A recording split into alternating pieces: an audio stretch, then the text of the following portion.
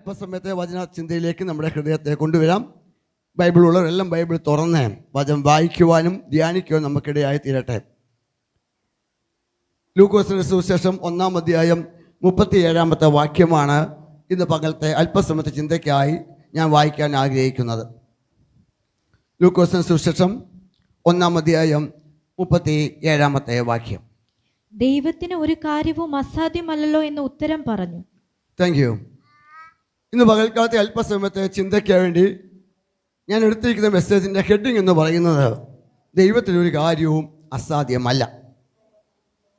ഒന്ന് പറഞ്ഞേ, എൻ്റെ ദൈവത്തിനൊരു കാര്യവും. പക്ഷേ സാഹചര്യങ്ങൾ നോക്കുമ്പോൾ ഒരു കാര്യവും നടക്കുന്നില്ല. എനിക്ക് നിങ്ങൾക്ക് ഒരുപാട് പ്രോമിസ് ഉണ്ട്, ഒരുപാട് വാഗ്ദത്തങ്ങളുണ്ട്. പക്ഷേ പലപ്പോഴും വാഗ്ദത്തങ്ങൾ നിവർത്തിക്കപ്പെടുന്നില്ല. ആഗ്രഹിക്കുന്ന പോലെ കാര്യങ്ങൾ മുന്നോട്ട് പോകുന്നില്ല. വാഗ്ദത്തം ഒരു ഭാഗത്ത് കിടക്കുന്നു, സാഹചര്യം അതുമായി പൊരുത്തപ്പെടുന്നില്ല. ഇന്ന് പകൽ ഈ വാക്യം എൻ്റെ നിങ്ങളുടെ ഹൃദയത്തിൽ ഒരുപോലെ ആഴ്ന്നു പതിക്കുവാൻ ഇടയാകണം. വാക്യം ഇങ്ങനെ വായിക്കുന്നത്, ദൈവത്തിനൊരു കാര്യവും എന്തല്ല, അസാധ്യമല്ല. ഒരുപാട് വാഗ്ദത്തങ്ങൾ നമുക്കുണ്ട്. പക്ഷേ ദൈവത്തിൻ്റെ വാഗ്ദത്തങ്ങൾ നമ്മുടെ ജീവിതത്തിൽ സഫലമാകണമെങ്കിൽ രണ്ട് കാര്യം ചെയ്യണം. ഒന്ന്, എനിക്ക് ആ വാഗ്ദത്തത്തോട് വിശ്വാസമുണ്ടാകണം. രണ്ട്, വിശ്വാസത്തിനനുസരിച്ച് പ്രതികരണം ഉണ്ടാകണം. ഒന്നുകൂടെ പറയാം, എനിക്ക് എന്നോടുള്ള ദൈവ വാഗ്ദത്തം എന്നിൽ നിവർത്തിക്കപ്പെടണമെങ്കിൽ എനിക്ക് ആ വാഗ്ദത്തത്തോട് വിശ്വാസമുണ്ടാകണം. ഒരു എക്സാമ്പിൾ, നമ്മളെല്ലാം ഈ KSRTC ബസ്സിൽ യാത്ര ചെയ്യുന്നവരാണ്. ദീർഘദൂര യാത്ര ചെയ്യുന്ന നമ്മളെല്ലാം. ചിലരൊക്കെ ഫ്ലൈറ്റിൽ യാത്ര ചെയ്തിട്ടുണ്ടാകാം. എത്രയോ അപകടങ്ങൾ, എത്രയോ ബസ് മറിഞ്ഞു കിടക്കുന്നത്, ഇടിച്ചതൊക്കെ നമുക്ക് ഓർമ്മയുണ്ട്. നമ്മൾ കണ്ണിന് മുമ്പിൽ കണ്ടിട്ടുമുണ്ട്. പക്ഷെ നമ്മൾ ആരും ബസ്സിൽ കയറാതിരിക്കത്തില്ല. ഇരിക്കുമോ? ഇല്ല. നമ്മളെല്ലാം ബസ്സിൽ കയറും. മുമ്പിൽ ഇടിച്ച കിടക്കുന്നതെങ്കിലും നമ്മൾ എന്ത് ചെയ്യും? KSRTC കയറി യാത്ര ചെയ്യും. നമ്മുടെ വിശ്വാസമാ എന്ത്? ഈ ബസ് ഞാൻ ടിക്കറ്റ് എടുത്ത സ്ഥലത്തേക്ക് എന്നെ എത്തിക്കുമെന്നുള്ളത്, അല്ലേ? ഒരു വിശ്വാസമോ? ആരെ ഓടിക്കുന്നത്? അദ്ദേഹത്തിന് ലൈസൻസ് ഉണ്ടോ? കഴിഞ്ഞ നാളിൽ അദ്ദേഹം അപകടം വരുത്തിയിട്ടുണ്ടോ? അത് ഏത് ജാതിക്കാരനാ, ഏത് മതക്കാരനാ, ഏത് ദേശക്കാരനാ, ഒന്നും ഞാൻ അന്വേഷിക്കാറില്ല. കൈ കാണിക്കുന്നു, എനിക്ക് പോകേണ്ട സ്ഥലത്തേക്ക് ഞാൻ കയറുന്നു, ഞാൻ യാത്രയാകുന്നു. എനിക്ക് ഭയങ്കര വിശ്വാസമാണ്. അടുത്തത്, വിശ്വാസാനുസരിച്ചുള്ള പ്രതികരണം. ബസ്സിൽ കയറുന്നു. ഞാൻ എൻ്റെ കാര്യം പറയാം. ചിലപ്പോൾ ഞാൻ നാട്ടിൽ നിന്ന് നിലമ്പൂരിലേക്ക് യാത്ര ചെയ്യുമ്പോൾ ബസ്സിലോട്ട് കയറുന്നു, ടിക്കറ്റ് എടുക്കുന്നു. അടുത്ത സ്റ്റെപ്പ് എന്നറിയാമോ? ഉറങ്ങുകയാണ്. 8 മണിക്കൂറോ 7 മണിക്കൂറോ ഞങ്ങൾക്ക് യാത്രയുണ്ട്. എനിക്ക് അന്വേഷിക്കേണ്ട ഡ്രൈവർ ശരിക്കും ഓടിക്കുമോ, എനിക്ക് അദ്ദേഹത്തെ ഉപദേശിക്കേണ്ട ഇങ്ങനെ ശരിക്കും ഓടിക്കണോ എന്ന് പറയേണ്ട ആവശ്യമില്ല. എനിക്ക് നല്ല വിശ്വാസമാ, ഇന്ന സമയമാകുമ്പം നിലമ്പൂരെത്തും. അതുവരെ ലഭിച്ച അവസരം ഉറങ്ങുകയാണ്. വിശ്വാസത്തിൻ്റെ പ്രതികരണം.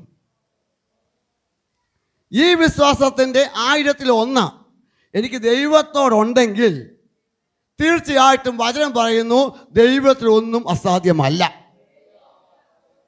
Price the Lord. ദൈവത്തിനൊന്നും അസാധ്യമല്ല. നമ്മൾക്ക് അസാധ്യമായ പല കാര്യങ്ങളും ദൈവത്തിന് അസാധ്യമല്ല. എന്നാൽ ഇന്ന് പകൽ ചിന്തിക്കേണ്ടത്, ദൈവത്തിന് അസാധ്യമല്ലെന്ന് ശരിയാണെങ്കിലും നാം വിശ്വാസത്തിനനുസരിച്ച് പ്രതികരിക്കാൻ തയ്യാറാകണം. ഒന്നുകൂടെ പറഞ്ഞാൽ, സാധാരണ മനുഷ്യരെ പോലെ നാം സാധാരണ നിലവാരത്തിൽ ജീവിച്ചാൽ ദൈവം നമുക്ക് സാധാരണ കാര്യമേ ചെയ്യത്തുള്ളൂ. എന്നാൽ സാധാരണക്കാരായ നാം അസാധാരണമായ കാര്യങ്ങൾ പ്രവർത്തിപ്പാൻ തയ്യാറായാൽ ദൈവം നമുക്ക് വേണ്ടി അസാധാരണമായ കാര്യം ചെയ്യുവാനിടയായി തീരും. Price the Lord. ബൈബിളിൽ അസാധാരണമായ കാര്യങ്ങൾ ചെയ്ത ചില വ്യക്തികളെ പരിചയപ്പെടുത്തിയിട്ട് ദൈവത്തിൽ ഇരിപ്പാണ് കർത്താവിൽ ആഗ്രഹിക്കുന്നത്. സാധാരണ പതിവിൽ നിന്ന് വ്യത്യസ്തമായ നിലവാരത്തിൽ എന്ന് പറഞ്ഞാൽ, മുമ്പ് ദൈവദാസൻ ഓർപ്പിച്ചതുപോലെ, കഷ്ടങ്ങളും പ്രയാസങ്ങളും വേദനകളും ദുഃഖങ്ങളും നിരാശകളും ഈ ജീവിതയാത്രയിൽ മരണം വരെ എൻ്റെ കൂടെപ്പിറപ്പായി കൂടെ ഉണ്ടാകും. ഇതൊഴിഞ്ഞിട്ടുള്ള ജീവിതം നമുക്കൊരിക്കലും സാധ്യമാകാൻ കഴിയില്ല. എന്നാൽ അതിൻ്റെ നടുവിലും നമ്മെ വിളിച്ചൊരു ദൈവമുണ്ടെന്നും ആ ദൈവത്തിന് ഇഷ്ടം ചെയ്യണമെന്നും ആ ദൈവത്തെ പ്രസാദിപ്പിച്ച ദൈവം എനിക്ക് വേണ്ടി പ്രവർത്തിക്കുമെന്ന് എന്നിലൊരു വിശ്വാസം വർദ്ധിക്കുകയും അതിനനുസരിച്ച് സ്റ്റെപ്പ് എടുക്കുകയും ചെയ്താൽ തീർച്ചയായിട്ടും ഈ പ്രതിസന്ധിയുടെ നടുവിൽ ദൈവം എനിക്ക് അസാധ്യങ്ങളെ സാധ്യമാക്കി തരും. Price the Lord. പ്രതിസന്ധിയുടെ നടുവിൽ ചില അസാധാരണമായ കാര്യങ്ങൾ ചെയ്ത വ്യക്തികളെ ബൈബിളിൽ കൂടി ഞാൻ നിങ്ങളെ പരിചയപ്പെടുത്താൻ വേണ്ടി പോകുകയാണ്. ആദ്യമായിട്ട് 2 ദിനവൃത്താന്ത പുസ്തകം 20-ാം അധ്യായം അതിന് 1-ാം ഭാഗത്തേക്ക് ഒന്ന് വരാം. 2 ദിനവൃത്താന്ത പുസ്തകം 20-ാമത്തെ അധ്യായം 1-ാമത്തെ വാക്യത്തിലേക്ക്. ചരിത്രത്തിലേക്ക് ഞാൻ പോകുന്നില്ല, നിങ്ങൾക്ക് അറിയാൻ വേണ്ടി ബൈബിൾ തുറന്നു വെച്ചാൽ മതി. ഞാൻ ചില കാര്യങ്ങൾ പറയാം. അതിന്റെ ശേഷം മോവാബ്യരും അമ്മോന്യരും അവരോടുകൂടെ മെയ്യൂരിൽ ചിലരും യഹോശാഫാത്തിന്റെ നേരെ യുദ്ധത്തിന് വന്നു. മതി മോളെ, താങ്ക് യു. ഒറ്റ കാര്യം ഇവിടെ പറയുന്നത് തുടങ്ങുന്നത്, യഹോശാഫാത്ത് എന്ന് പറയുന്ന രാജാവിൻ്റെ കൂടെ രാജാവിൻ്റെ മുമ്പിലേക്ക് 3 രാജ്യത്തുള്ള ആൾക്കാർ എന്തിനു വന്നു? യുദ്ധത്തിൽ വരാനിടയായി തീർന്നു. 1-ാമത്തെ വാക്യത്തിൽ യഹോശാഫാത്ത് കാണുന്ന പല കാര്യം കാണാൻ കഴിയുന്നുണ്ട്. ആരെയാണ് കാണുന്നത്? 3 രാജ്യക്കാർ അദ്ദേഹത്തിനെതിരെ യുദ്ധത്തിന് വരുന്നതാണ് കാണുന്നത്. 2-ാമത്തെ വാക്യത്തിൽ അദ്ദേഹം കേൾക്കുന്ന ചില കാര്യം നമുക്ക് കാണാൻ കഴിയുന്നുണ്ട്. ചിലർ വന്ന് യഹോശാഫാത്തിനോട്, വലിയൊരു ജനസമൂഹം കടലിനക്കരെ നിന്ന് അരാമിൽ നിന്ന് നിന്റെ നേരെ വരുന്നു. ഇതാ അവൻ ഗതി എന്ന ഹസ്വൻ തമാരിൽ ഉണ്ട് എന്ന് അറിയിച്ചു. മതി മോളെ. 1-ാമത്തെ വാക്യത്തിൽ യഹോശാഫാത്തിനെതിരെ വരുന്ന പ്രതിസന്ധിയെ യഹോശാഫാത്ത് കാണുന്നു. 2-ാമത്തെ വാക്യത്തിൽ യഹോശാഫാത്തിന്റെ ജീവിതത്തിൽ കടന്നു വരുന്ന പ്രതിസന്ധി എന്തെന്ന് അദ്ദേഹം കേൾക്കുന്നു. ഈ 2 ദിനവൃത്താന്ത പുസ്തകം 17-ാം അധ്യായത്തിലേക്ക് വരുമ്പോൾ യഹോശാഫാത്ത് രാജാവാകുന്നതും തൻ്റെ നല്ല ഭരണത്തെ പറ്റി രേഖപ്പെടുത്തിയിട്ടുണ്ട്. 17-ാം അധ്യായത്തിൻ്റെ 12 മുതൽ താഴോട്ട് വാക്യങ്ങൾ വായിക്കുമ്പോൾ അദ്ദേഹം ശക്തിയുള്ള വ്യക്തിയാണെന്ന് നമുക്ക് കാണാൻ കഴിയുന്നുണ്ട്. എന്ന് പറഞ്ഞാൽ 10 ലക്ഷത്തിലധികം സൈന്യമുണ്ടായിരുന്നതായിട്ട് അവിടെ രേഖപ്പെടുത്തിയിട്ടുണ്ട്. എന്ന് പറഞ്ഞാൽ സാധാരണക്കാരനൊരു വ്യക്തിയല്ല, നല്ല കഴിവും നല്ല പ്രാപ്തിയും ആൾബലമുള്ള ഒരു വ്യക്തി രാജാവാണ്. ആര്? യഹോശാഫാത്ത്. പക്ഷെ അദ്ദേഹത്തിനെതിരെ എന്ത് വന്നിരിക്കുക? യുദ്ധം വന്നിരിക്കുക.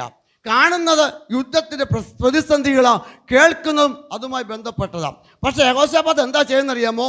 3-ാമത്തെ വാക്യം മുതൽ 5-ാമത്തെ വാക്യം വരെ വായിക്കുമ്പോൾ യഹോശാഫാത്ത് ഭയപ്പെട്ട് യഹോവയെ അന്വേഷിക്കുവാനും യഹോവയുടെ സഹായം ചോദിക്കുവാനും യഹോവയുടെ ആലയത്തിൽ ഒരു ഉപവാസം പ്രസിദ്ധം ചെയ്തു. നോക്കമണേ, ഒരു പ്രതിസന്ധി വന്നപ്പോൾ നമ്മൾ എന്താ ചെയ്യുന്നേ?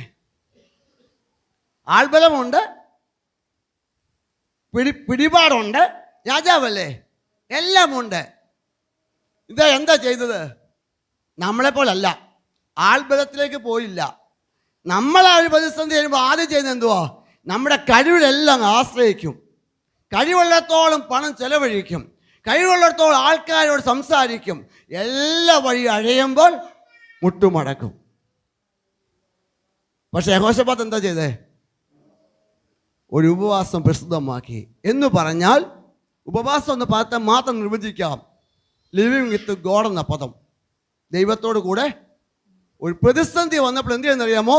ദൈവസ്ഥലിലേക്ക് അടുത്തു വന്നു. വരിക മാത്രമല്ല, 6-ാമത്തെ വാക്യത്തിൽ പറയുന്നത്, നീ സ്വർഗസ്ഥനായ ദൈവമാണ്, ആർക്കും എതിർക്കാൻ കഴിയാത്ത ശക്തിയുള്ള പരാക്രമം നിനക്കുണ്ട്. 8-ാമത്തെ വാക്യത്തിൽ എന്താ പറയുന്നറിയാമോ? അവർ അതിൽ പാർത്തു. ന്യായവിധിയുടെ വാൾ, മഹാമാരി, ക്ഷാമം. 20-ന്റെ 8-ാമത്തെ വാക്യമാണോ വായിച്ചത്? 2-ാമത്തെ ഭാഗത്ത് മോനെ, ഞങ്ങളുടെ ലാസ്റ്റ് ഭാഗം, ഞങ്ങളുടെ സങ്കടത്തിൽ നിന്നോട് നിലവിളിക്കുകയും നീ കേട്ട് രക്ഷ വരുത്തുകയും ചെയ്യുമെന്ന് പറഞ്ഞു. ആർക്ക്?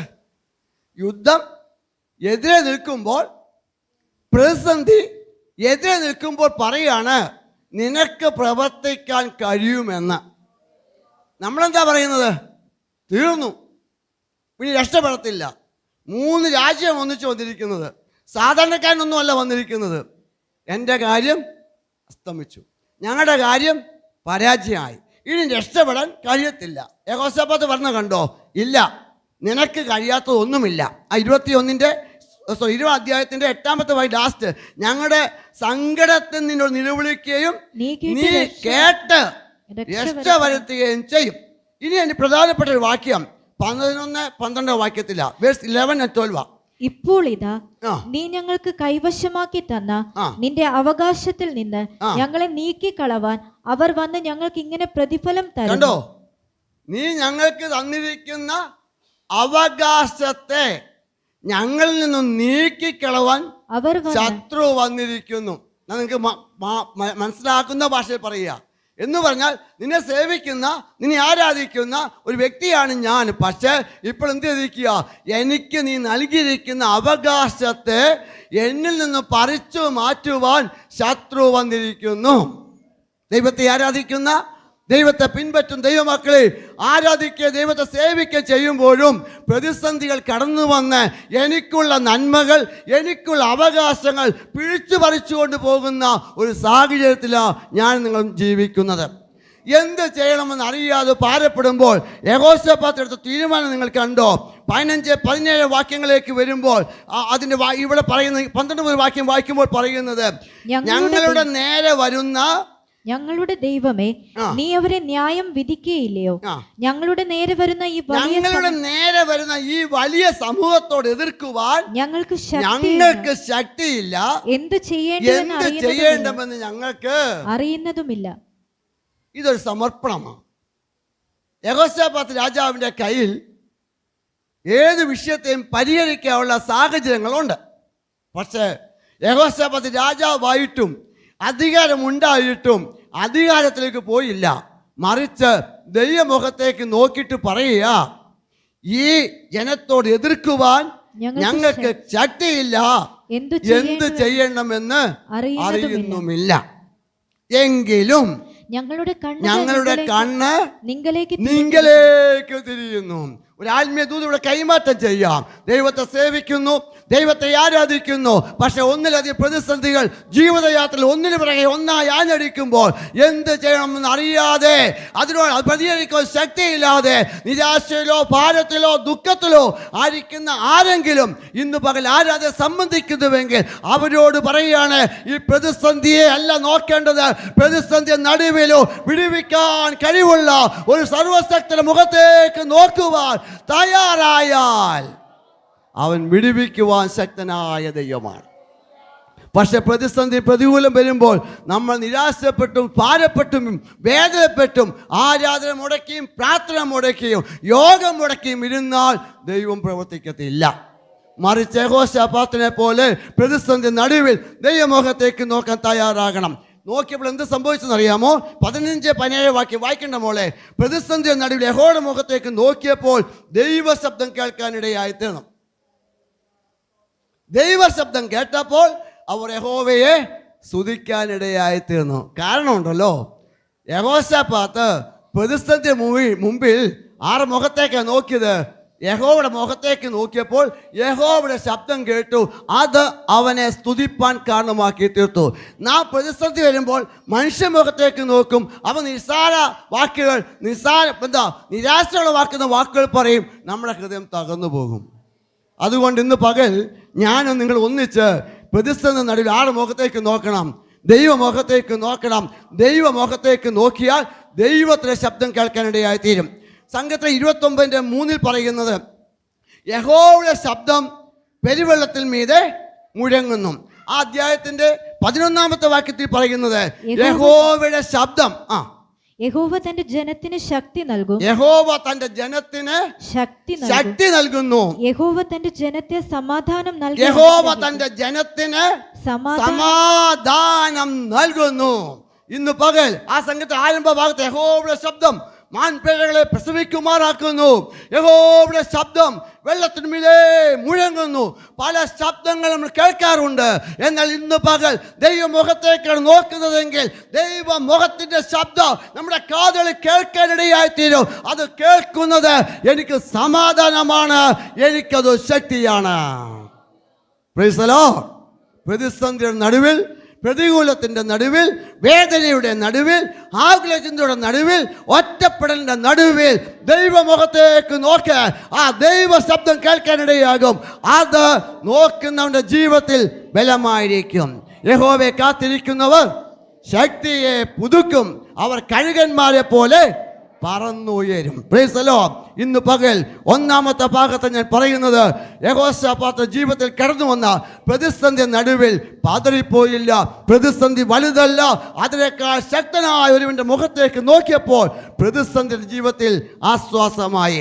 ആ 20-ാം അധ്യായം 22-ാമത്തെ വാക്യത്തിൽ അവർ പാടി സ്തുതിച്ചു തുടങ്ങിയപ്പോൾ യഹോവയുടെ ശബ്ദം കാണാനിടയായി. താഴോട്ട് വായിക്കുമ്പോൾ അവിടെ ആരാണോ എതിരായിട്ട് വന്നത് അവർ പരാജയപ്പെട്ടതും യഹോശാഫാത്ത് വിജയിക്കുന്നതുമായ ചരിത്രം നമുക്ക് കാണുവാൻ കഴിയുന്നുണ്ട്. ഇന്ന് പകൽ ലോകപ്രകാരമുള്ള വ്യക്തികൾ ലോകപ്രകാരം ചിന്തിച്ച് ലോകപ്രകാരമുള്ള ബുദ്ധിയിൽ കൈകാര്യം ചെയ്യുമ്പോൾ ദൈവത്തെ സേവിക്കുന്ന ദൈവമക്കളെ നമുക്ക് ആശ്രയിക്കുവാൻ, നമുക്ക് ചാരുവാൻ, നമ്മുടെ വിഷയം തുറന്നു പറയുവാൻ, നമ്മുടെ ആഗ്രഹങ്ങളെ നിരത്തി വെക്കുവാൻ ഒരേ ഒരു വ്യക്തി ഉള്ളത് നമ്മെ വിളിച്ച കർത്താവാണ്. ആ ദൈവമുഖത്തേക്ക് നോക്കി ആശ്വാസം കണ്ടെത്തുവാൻ സർവകൃപാലുവാ ദൈവം ഇന്ന് പകൽ നമുക്കിടയാകട്ടെ. രണ്ടാമത്തെ വ്യക്തിയെ പരിചയപ്പെടുത്താം. എല്ലാവർക്കും പരിചയനായ വ്യക്തിയാണ് പൗലോസ്. അപ്പോസ്തലപ്രവൃത്തി 16-ാം അധ്യായം 25-ാമത്തെ വാക്യത്തിൽ കാണുന്നത്, അർദ്ധരാത്രിയിൽ പൗലോസും ശീലാസും പ്രാർത്ഥിച്ച് ദൈവത്തെ പാടി സ്തുതിച്ചു. അതിൻ്റെ ബാക്കിലേക്കുള്ള ഭാഗങ്ങൾ നോക്കുമ്പോൾ പകൽ മൊത്തം കർത്താവിന് വേല ചെയ്തു. പകൽ മൊത്തം നമ്മുടെ ഭാഷയിൽ പറഞ്ഞ ട്രാക്റ്റ് കൊടുത്തു. വീടുകൾ കയറി സുവിശേഷം പറഞ്ഞു. കിട്ടിയത് സ്വത്രാഴ്ചയല്ല, കിട്ടിയത് വെൽ ഡൺ എന്ന വാക്കല്ല, മറിച്ച് വലിച്ചിഴച്ച് ഉപദ്രവിച്ച് നാടുവാഴുടെ മുമ്പിൽ കൂടെ മധ്യായപ്പെട്ടവരുടെ കയ്യിലേക്ക് എത്തിക്കാൻ ഇടയായത്. നാം ആണെങ്കിൽ കർത്താവിനെ സേവിച്ചിട്ട് ഇതാണ് കിട്ടിയത്. സുവിശേഷം പറഞ്ഞിട്ട് അടിയാ കിട്ടിയത്. ദൈവത്തെ സേവിച്ചിട്ട് പരാജയമാ, സാമ്പത്തികം ഒന്നും നേടാൻ പറ്റിയില്ല, രോഗവും ദുഃഖവും കഷ്ടവും പ്രയാസവുമാണെങ്കിൽ എന്തിനാ ദൈവത്തെ സേവിക്കുന്നത് നാം ചിന്തിക്കും. പക്ഷേ പൗലോസ് പ്രതികരിച്ച് തിരിച്ചാ. പകൽ മുഴുവൻ അധ്വാനിച്ചു, കർത്താവിന്റെ വേല ചെയ്തു. പക്ഷേ കിട്ടിയത് മൊത്തം ഉപദ്രവവും പ്രതിസന്ധിയും രാത്രി യാമവുമാണെങ്കിലും പൗലോസ് പറയുന്നു, എനിക്ക് ലഭിച്ചത് പ്രതിസന്ധിയാണെങ്കിലും എൻ്റെ ഉത്തരവാദിത്തം ദൈവത്തെ പാടി സ്തുതിക്കുക എന്നുള്ളതാണ്. കഴിഞ്ഞ ഒരാഴ്ച മുഴുവനും ഒരുപക്ഷെ കഷ്ടങ്ങൾ വന്നു കാണാം, ഒരുപക്ഷെ ക്ലേശങ്ങൾ വന്നു കാണാം, ഒരുപക്ഷെ ബുദ്ധിമുട്ട് വന്നു കാണാം, ചിന്തിച്ച പോലെ കാര്യങ്ങൾ മുന്നോട്ട് പോയി കാണത്തില്ല. എന്നാൽ അതിൻ്റെ നടുവിൽ ഇന്ന് പകൽ എത്ര പേർക്ക് ദൈവത്തെ സ്തുതിക്കാൻ പറ്റിയിട്ടുണ്ട്, എത്ര പേർ ദൈവത്തെ ആരാധിക്കാൻ കഴിഞ്ഞിട്ടുണ്ട്, എത്ര പേർ ദൈവത്തെ ബോധപ്പെടുത്താൻ കഴിഞ്ഞിട്ടുണ്ട്. ഇതൊരു സാധാരണ കാര്യമല്ല, സാധാരണക്കാർക്ക് ചെയ്യാൻ പറ്റുന്നതുമല്ല. കാരണം പ്രതിസന്ധി വരുമ്പോൾ നമ്മളെല്ലാം വാടിപ്പോകും.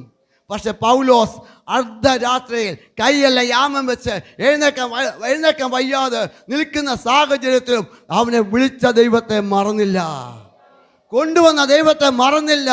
അവൻ ചിന്തിച്ചെന്തെന്നറിയാമോ, എന്നെ ബന്ധിച്ചത് കാര്യം പ്രമാണിയാണെങ്കിലോ വിടുവിക്കുവാൻ ശക്തനായ ദൈവത്തെ ഞാൻ സേവിക്കുന്നത്.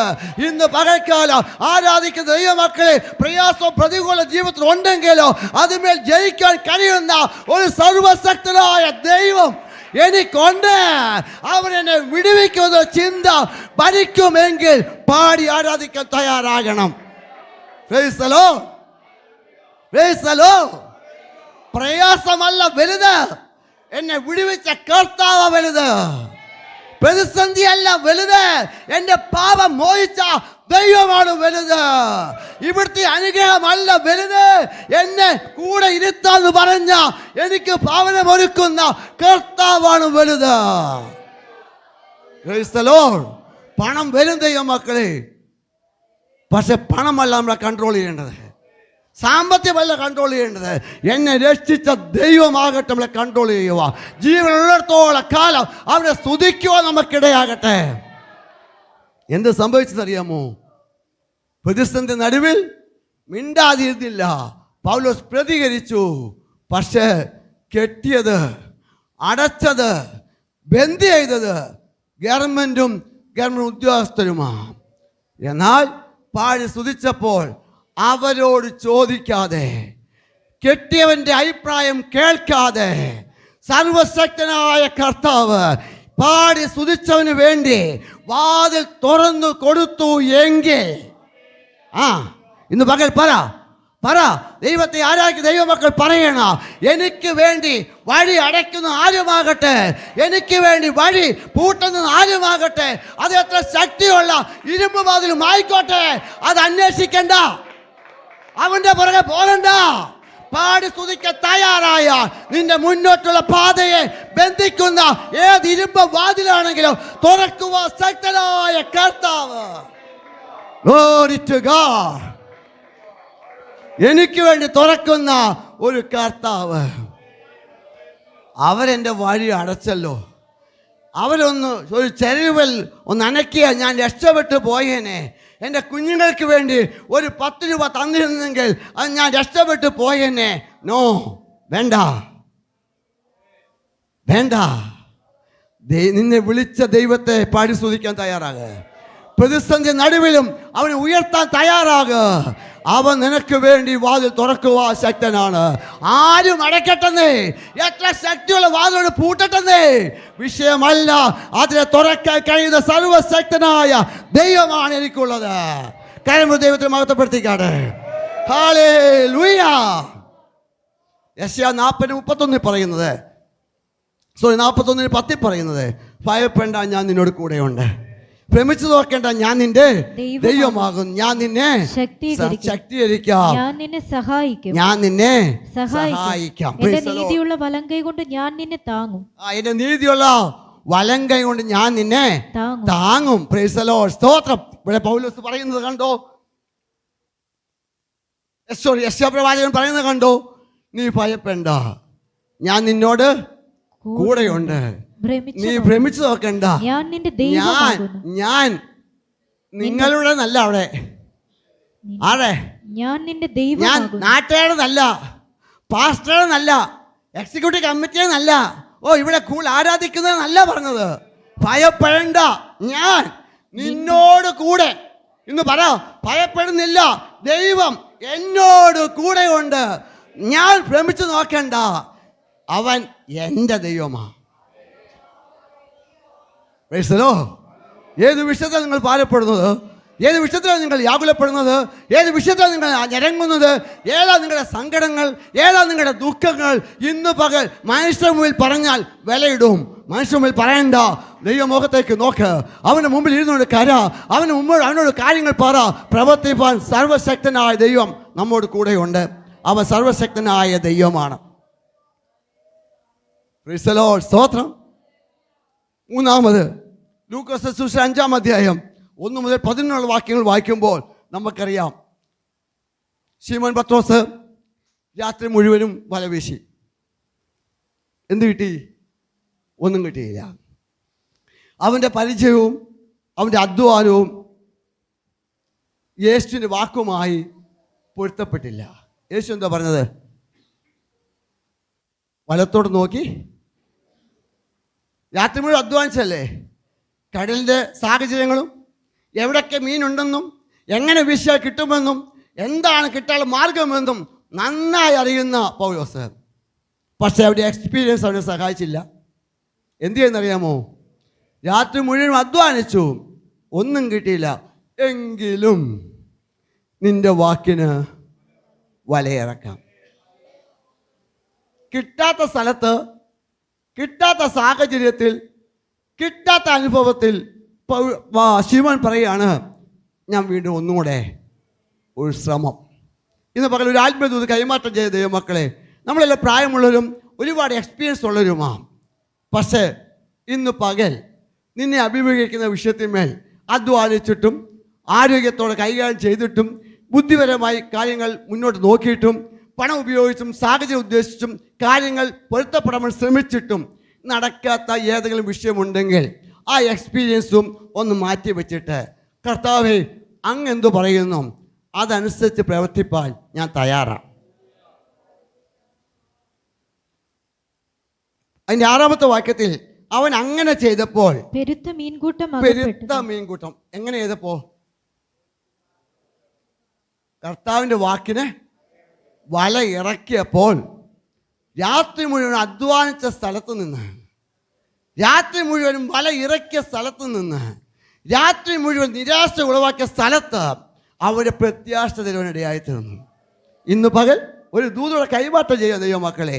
എവിടെയാണോ നീ നിരാശപ്പെട്ടിരിക്കുന്നത്, എവിടെയാണോ നീ അധ്വാനിച്ച് പരാജയപ്പെട്ടിരിക്കുന്നത്, എവിടെയാണോ നിന്റെ മുഖം വാടിയിരിക്കുന്നത്, അവിടെ തന്നെ നിന്നെ മാനിക്കുവാൻ ദൈവം ശക്തനാണ്. Praise the Lord. എറണാകുളത്ത് പരാജയപ്പെട്ടിട്ട് തിരുവനന്തപുരത്ത് മാനിക്കുന്നവനല്ല.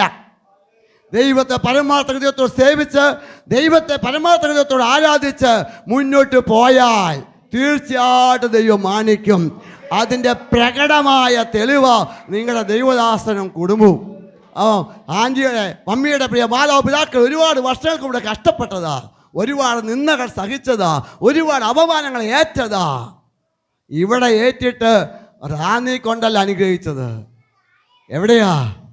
ഈ ദേശത്ത് അനുഗ്രഹിച്ചെങ്കിൽ ആ കർത്താവും നാം സേവിക്കുന്ന ദൈവമാണ്. ഇന്ന് പകൽ ദൈവനാമ നിമിത്തം എന്തെങ്കിലും സഹിക്കുന്നെങ്കിൽ, ദൈവനാമ നിമിത്തം എന്തെങ്കിലും അപമാനപ്പെടുന്നുവെങ്കിൽ, ദൈവനാമ നിമിത്തം ഏതെങ്കിലും വിഷയത്തിൽ പരാജയപ്പെട്ടുവെങ്കിൽ ദൈവമുഖത്തേക്ക് നോക്ക്. ഇന്നല്ലേ നാളെ പ്രവർത്തിക്കുന്ന ഒരു കർത്താവുണ്ട്. ആ കർത്താവ് വലിയ ദൈവമാണ്. ആ ദൈവം നമ്മുടെ ഇഷ്ടം നിവർത്തിക്കുവാൻ ഇടയായി തീർക്കട്ടെ. Price the Lord.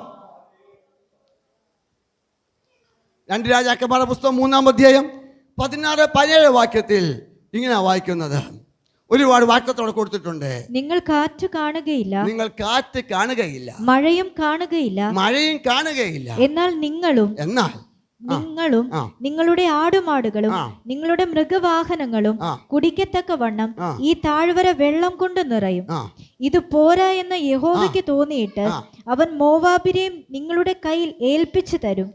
നിങ്ങൾ ഉറപ്പുള്ള പട്ടണങ്ങളും ശ്രേഷ്ഠ നഗരങ്ങളുമെല്ലാം ജയിച്ചടക്കുകയും നല്ല വൃക്ഷങ്ങളെല്ലാം മുറിക്കുകയും നീരുറവുകളെല്ലാം അടച്ചു കളയുകയും നല്ല നിലങ്ങളെല്ലാം കല്ലുവാരിയിട്ട് ചീത്തയാക്കുകയും ചെയ്യും. മതി മോളെ, ഒറ്റ കാര്യമുള്ളൂ, ഒരു പ്രോമിസ് കൊടുക്കുക. നിങ്ങളുടെ വാഗ്ദത്തങ്ങൾ നിറവേറണമെങ്കിൽ നാം ചെയ്യേണ്ട കാര്യങ്ങളാണ് പറയുന്നത്. ഈ താഴ്വരയിൽ അനേകം കുഴികൾ വെട്ടണം.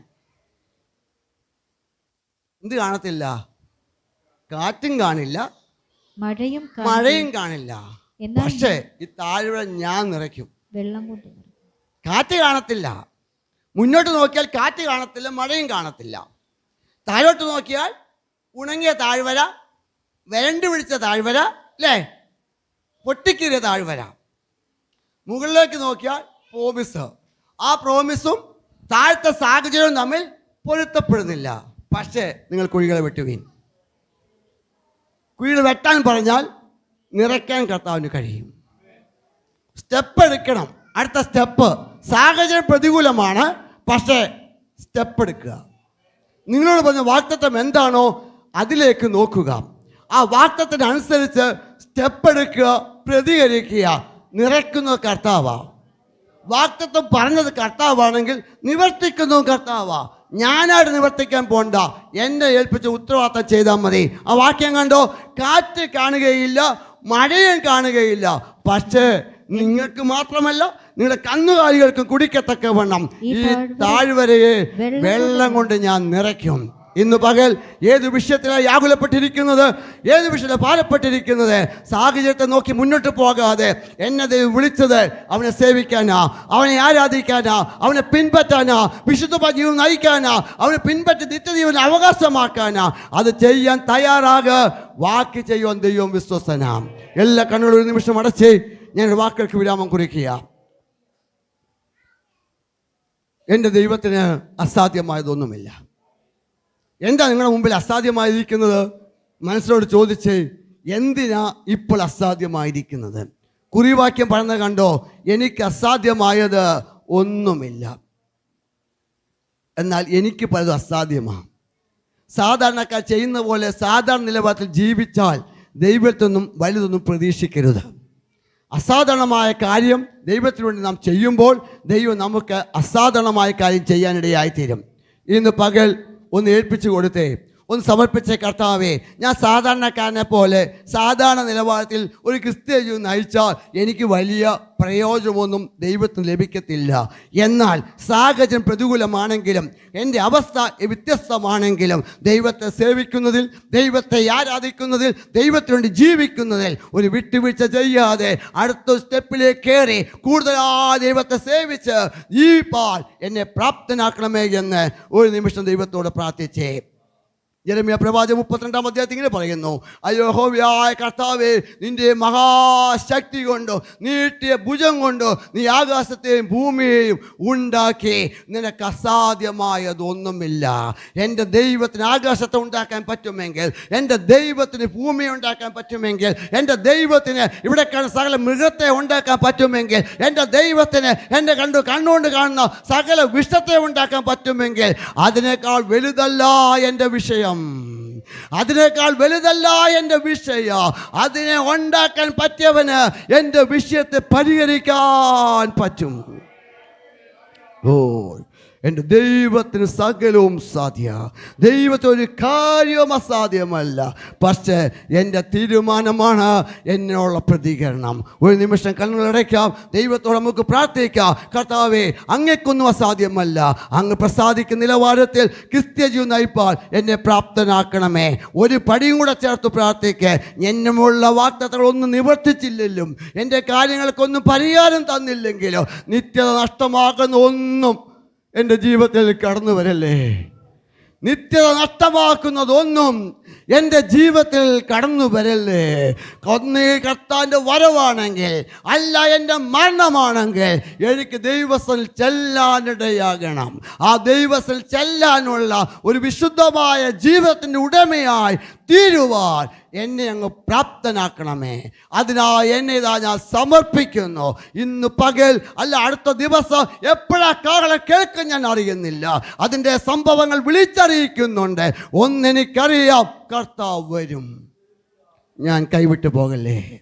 എൻ്റെ വിഷയത്തിന് പരിഹാരം കിട്ടിയില്ലേലും, കിട്ടണമെന്ന് എനിക്ക് ആഗ്രഹമുണ്ട്, കിട്ടിയില്ലേലും എൻ്റെ നിത്യ നഷ്ടമാക്കുന്ന ഒന്നും എൻ്റെ ജീവിതത്തിൽ കടന്നു വരല്ലേ എന്ന് നമ്മൾ ദൈവത്തോട് പ്രാർത്ഥിക്കാം. നിത്യദൈവത്തെ ഒന്നിച്ച് ആരാധിക്കുവാൻ ദൈവം ഭാഗ്യമൊരുക്കട്ടല്ല, ദൈവം അവസരം ഒരുക്കുന്നുവെങ്കിൽ എല്ലാവർക്കും ഈ ദേശത്ത് പരമാത്മ ദൈവത്തെ സേവിച്ച് മുന്നോട്ട് പോകുവാൻ ഇടയാക്കട്ടെ എന്നുള്ള പ്രാർത്ഥനയോടെ അവസരമൊരുക്കിയ ദൈവദാസനോട് കുടുംബത്തോടും ദൈവസഭയോട് നന്ദി അറിയിച്ചുകൊണ്ട് ദൈവം അനുഭവിച്ച നാളെ ഞങ്ങളുടെ മടക്കയാത്രയിൽ ദൈവസഭ അനുഭവിപ്പാൻ ഏത് രാജ്യത്തും ഏത് ദേശത്തായാലും ഒറ്റ പ്രാർത്ഥന, ഒരു ഹെവൻലി കൾച്ചറുള്ള ജീവിപ്പാൻ ഞങ്ങളെ പ്രാപ്തരാക്കണമേ. നല്ലൊരു വിശ്വസ്തമായ ദാസനെന്ന് വിളിക്ക് യോഗ്യരായി തീരുവാൻ താഴ്മയോട് വിനയത്തോടെ ദൈവത്തെ സേവിച്ച് മുന്നോട്ട് പോകുവാൻ കർത്താവ് ഇടയാക്കേണ്ടതിന് നിങ്ങളുടെ വിലയേറിയ പ്രാർത്ഥന ചോദിച്ചുകൊണ്ട് വാക്കുകൾ വിരാമം കുറിക്കുന്നു. സർവ്വകൃപാലുവാദി നമ്മെ സഹായിക്കുമാറാകട്ടെ.